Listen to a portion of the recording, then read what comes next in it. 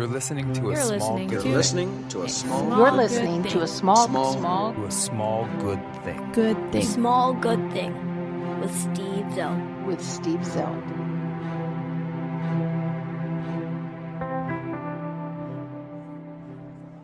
I teach freshman English at a community college nearby. If I'm lucky, I get evening classes. I request those. I like those classes because many of the students are older and returning students. They know what they're there for now and they're motivated. They know what an education is worth. They've been around the block a couple of times. A lot of times I have parents in my classes, moms and dads, people who have children, and I'm glad they're there. They're working full-time jobs, trying to raise kids and go to school and have a life all at the same time in order to better themselves for the future. And that's not an easy deal, and my hat's off to them. Now, at some one point in the quarter, I will either begin a class or at some other key point in the class, I will get very quiet. And then I will say this. If a child is not reading at grade level by the end of the third grade, he is 4 times more likely to not graduate from high school. And then I'll pause because the room invariably goes real still. And then I'll say, and the reason for this is because up to the third grade, a child is learning to read. But after the third grade, the child is reading to learn. And if they can't read, they can't learn. And they become discouraged, and they fall behind, and they drop out. And then I let this sink in for a second because they're all looking very intently at me now. And then I say, if any of you have kids now or are thinking about having kids in the future and you want to love your kids, and I know you do, then one of the best things that you can do for your kids is to make sure they can read. And that means more than simply pronouncing the words on the page, but understanding what they're reading, and you can do that. You can help them. And you can even help them before they're old enough to go to school, and you can do that by simply reading to them. Read to them when they're little, even before they can talk.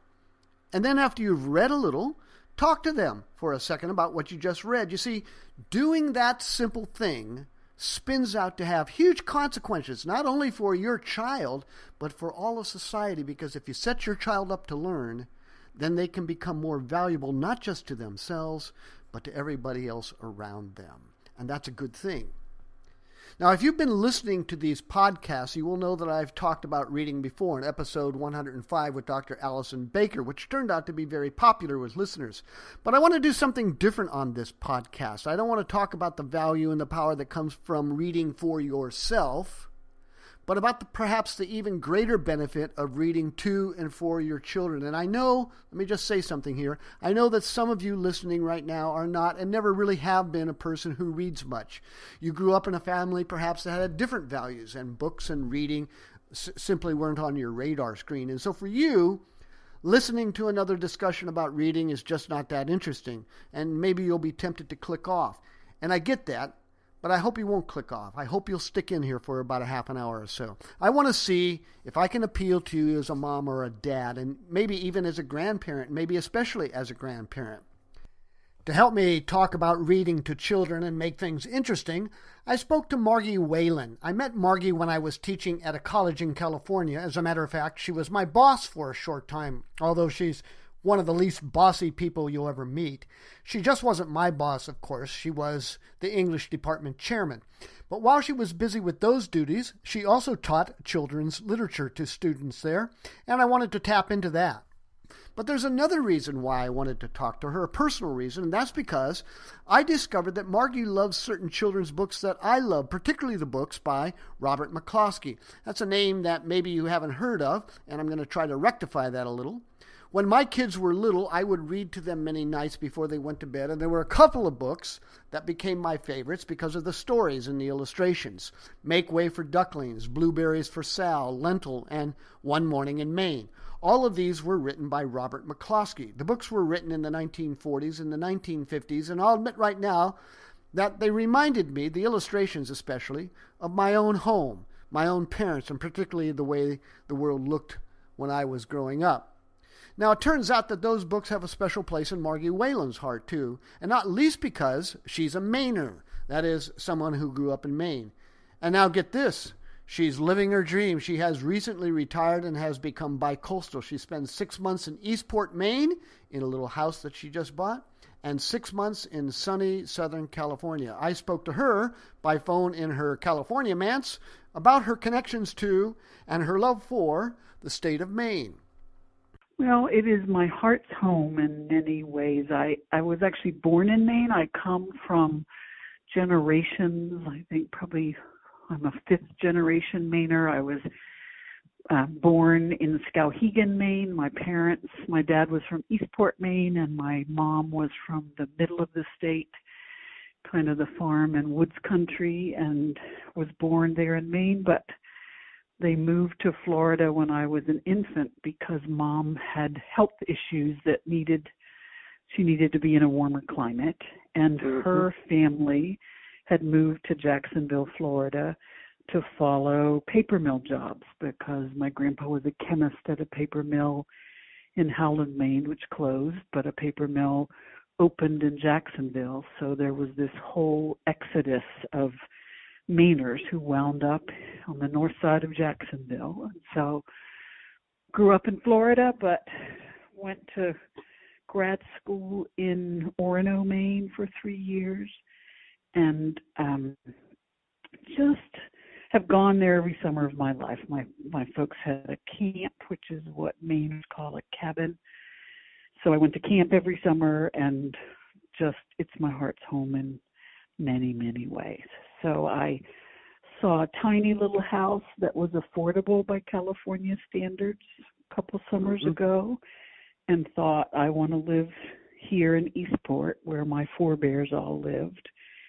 And I'm going to live in Eastport for half of every year. I wish I were a sturdy Mainer and could do the winters, but it's like 7 degrees there today, and I think my old joints and bones could not take it, and I think I'd have to be too reliant on my good friends Chris and Connie there for help, because I got no skills in living a life on ice and snow. So I'll go there for 6 months a year and then be here in California for 6 months. I think it feels as if I've returned full circle and come home when I go there.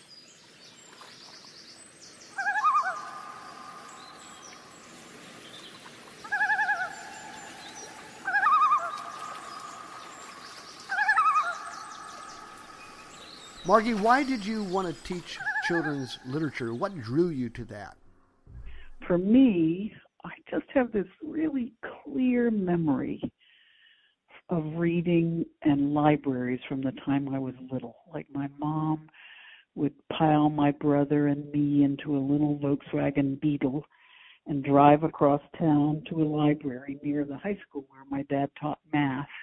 And we'd trek into that library and get the limit of books, 7 books a week.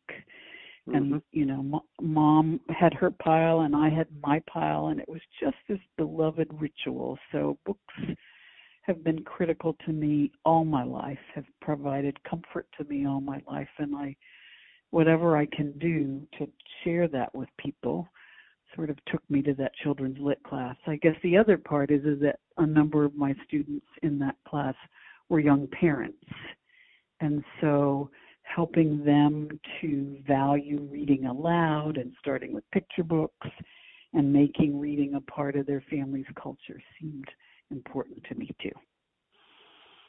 Wonderful. Okay, so you and I like Robert McCloskey, and I'm looking at 3 of his books that I read to my kids. I didn't know who Robert McCloskey was when I bought them. Many years ago, and I think that I stumbled on, I think the first one that I bought was Make Way for Ducklings, and this is still perhaps the most endearing of my books to me. I just love it. And then I loved him so much, and I particularly love the illustrations. I either bought Lentil next, and I love the illustrations in there and the story. And then I bought One Morning in Maine. And I love that story. And One Morning in Maine I'm looking through it now, it's a few more words, still many pictures, but a little bit of a longer boat, and yet more words. So it looks like it might be slightly advanced over Make Way for Ducklings. what about Robert McCloskey? I know what I like about him. What do you like about him, and what's the main connection? And tell us about Robert McCloskey. Well, I'll tell you, my stack of books that I have in front of me sounds very much like yours. What I love is I have 2 copies of One Morning in Maine, and one was published in 1952, and the inscription inside says, "To Margret from Dimpy and Marshall, who were my aunt and uncle, Christmas 1958." So I've carried this book for all of these years, 61 years. This book has moved with me from house to house and state to state. And so I'm thinking, I didn't save many books, like barely any from my childhood, but this one meant enough that I've carted it across the country and from place to place. And then I have another later edition of it, later printing of it, 35 years later, when my son was born. Friends from Maine sent me his own copy of One Morning in Maine. And I'll start with that book because I so adore it. It may be my favorite, although it's really hard to choose. I love everything about that book. I love the pictures. I love the fact that it's just this homage to ordinary life. In their dogs and cats and children with tousled hair and dishes in the sink and milk on the floor with a kitten lapping it up. Everything about it is ordinary, and I loved that and love it now. And then that Maine landscape, which is the thing that moves me most deeply about my life in Maine. It was all deeply familiar to me. My family lived in Florida. They were teachers, didn't have much money, so every summer we would drive a couple of times in that little VW Bug from Florida to Maine. It took us 3 days early on because there were no interstates, and it was like this pilgrimage to this sacred, special place. And so all the things that are pictured in that Maine landscape, the loons, the seals, the water, the seaweed, the boats, the little town, all of it felt so deeply familiar to me that I have loved this book ever since. And like you, I read it to my son. Someday maybe I'll have grandchildren and we'll get to take it that next step. But that one is the one I just adore.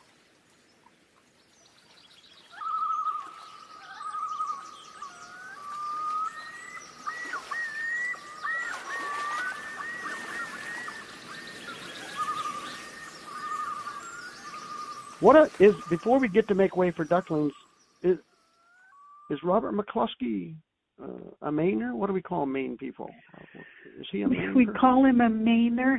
I think he very much felt himself to be. There's a wonderful little book called Robert McCloskey, A Private Life in Words and Pictures that his daughter Jane wrote. She's the one who's the littlest daughter in One Morning in Maine, and they lived on an island in Maine for 5 months a year as a family for years and years. It's a place out of Bucksport Harbor called Little Deer Isle. So some of that life that gets pictured in One Morning in Maine, remember when they have to take the outboard motor conks out, so you have to row across the bay?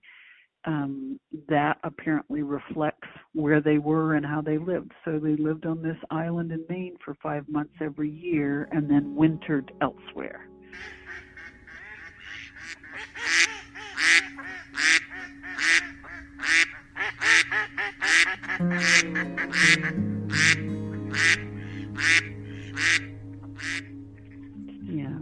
Make Way for Ducklings was written in 1941. So that's about 10 years earlier, a little bit more than that, than One Morning in Maine. And the pictures reflect that, 1941. Why do I like Make Way for Ducklings so much? What do you like about that? I've been trying to be methodical about it instead of just visceral, because my response to these books is kind of visceral. But well, I think that's the best response, because don't you think the visceral reaction tells us something about ourselves? I think it does. And it's a gift when we have it. So I'll be interested in hearing what you love. I think what I've figured out, besides just the pictures, is it's a world it's a big city, and there are all those Boston landmarks: Beacon Hill, the State House, Charles River, Public Gardens. So it's this big city with traffic, and these little ducks are endangered by sort of young boys riding too fast on their bikes and cars and traffic and all that. But it's a world where there are people who are sympathetic and who take care of little ducklings. And I'm sure for a child who relates to those ducklings, it's a sense that there is goodness in the world that will work to make you safe. And I think that must be really reassuring to little ones when they read this book. Well, that's what it. Do you that's think? it for me. It's a book about it's a book about a lot of things that move me. It's a book about family, and it's a book about the love in a family, a mom and a dad, and these little ducklings, and a mom and a dad taking care of them, and that very thing that you said, the security that mom and dad was going to supply to them. But this is also a good world. That there are people around them. There are people around them, the citizens, the policemen. Everybody is also interested in taking care of the little ones and the ducklings. And so, to me, I had that. I felt taken care of when I was small, and loved when I was small. And I guess that's the largest visceral feeling that I have for it, that I still have for it, that I want to read to my children. I want to send that message to them, and I want to read to my grandchildren. I want to send that message to them. I think that the pictures, of course, it is it's become nostalgic for me, because it is a world that no longer exists. And so here's a swan boat with people sitting there, and I guess all these pictures. I love that picture. And I guess these pictures remind me, frankly, of my mom and dad, of growing up. Right, and I always am sort of critical of myself. Like, am I merely nostalgic here? But I think there's something more profound in these books than nostalgia. The nostalgia is there, and for some of us that's a pleasure. But there's more going on. Well, I'm glad to hear you say it, because I wasn't sure if that's was me, but I'm glad to hear you say that. So tell me a little bit more about what you think on that.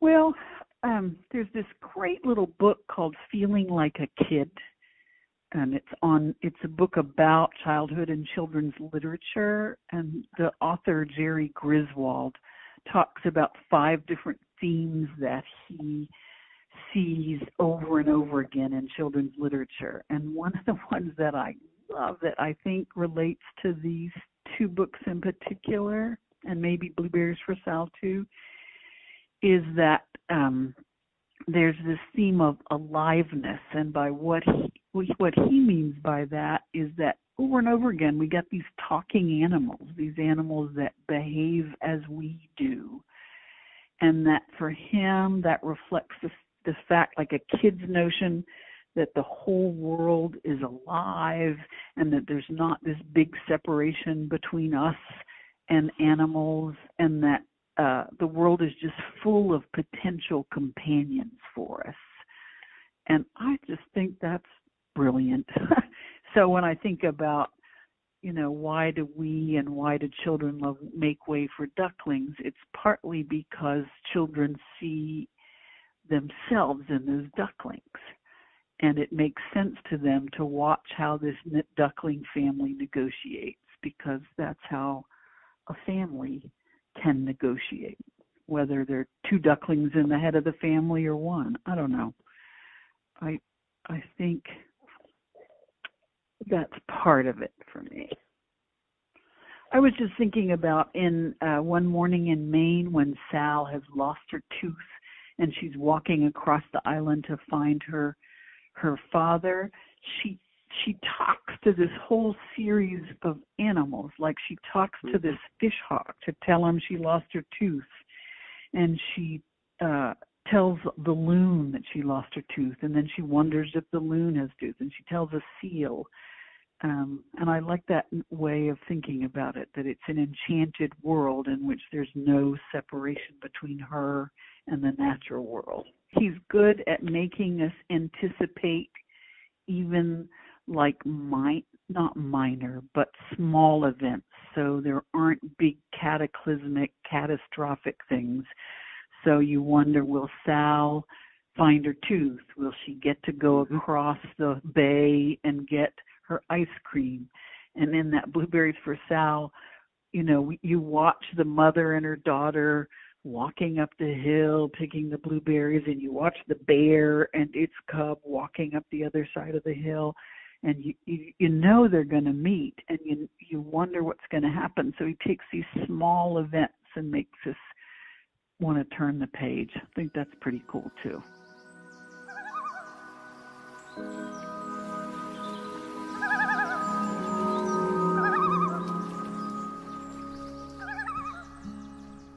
Now, we're talking about books that you and I identify with and were popular and still are popular to some degree. Are there still books that are going to be memorable in 30 years being written now? I think absolutely. I think there are classics being written every day. I think children's literature is interesting because I think it reflects, how would I say it, the zeitgeist of the time.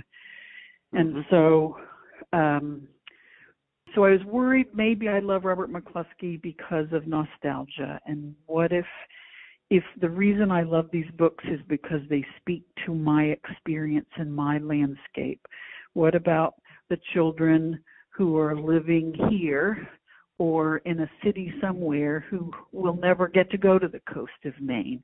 There's a guy named Matt de la Pena who writes beautiful picture books. He doesn't illustrate them, but he writes them that are of children in urban settings. There's one called Love that you should order tonight or go to the bookstore and buy, that is so beautiful. I mean, the kids are on buses and trains and they're walking down city streets and live in high rises. And I imagine that for children who are living in those environments, his books, he has another one called Last Stop on Market Street that's also just beautiful. Really contemporary. But that book in particular, Steve, it's also a book about families and the ways that they express their love. And it's an incredibly positive look at growing up in a world, even if it's a world that's sometimes complicated or difficult. So partly what led you and I to love these McCloskey books is we saw ourselves and our families and our grandparents and landscapes that we liked reflected on the page. So I think the more diversity we see on the page in children's lit means the wider appeal books have. And I think they can do all things. They can be books that deal with difficult topics, but like this Love book by Matt de la Pena, where there is a moment in the book where the child is frightened and where it seems that the parents are fighting, but the book goes on from that to assure the reader that the presence of love is everywhere. It's just remarkable. Thank you, Margie Whalen. So now we've talked for a little bit. What's our upshot? What do we want to take away from our conversation? What do you think? Read Robert McCloskey, no matter what age you are or where you live, would be a simple one. Check out Matt de la Pena, because I think he offers some of the same values in a very different setting. I think we should be reading to our children. And our grandchildren. Right.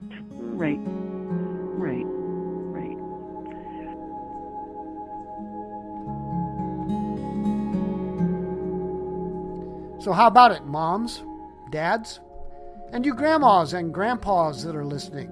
Why not have a couple of good books around the house to read? Check out Robert McCloskey or Matt de la Pena or some other book that you know about.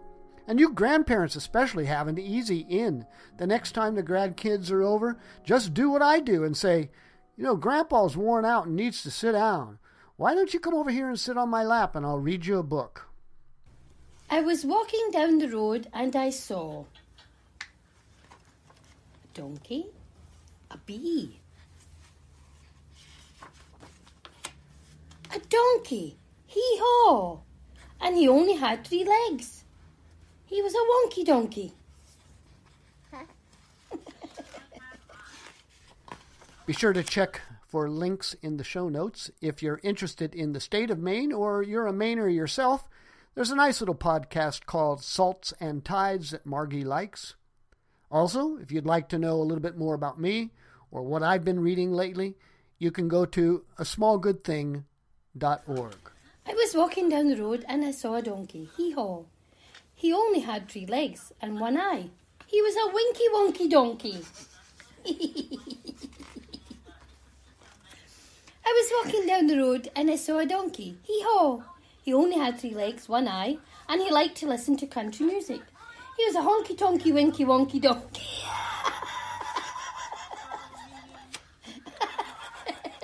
I think I like this book better than the main. I was walking down the road and I saw a donkey. Hee-haw. He had only 3 legs, 1 eye. He liked to listen to country music. It was quite tall and slim. He was a lanky, honky, donkey, winky, wonky donkey.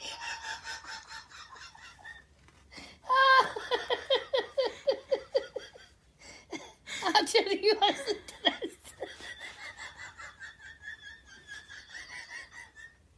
Oh dear. How can anybody read this seriously?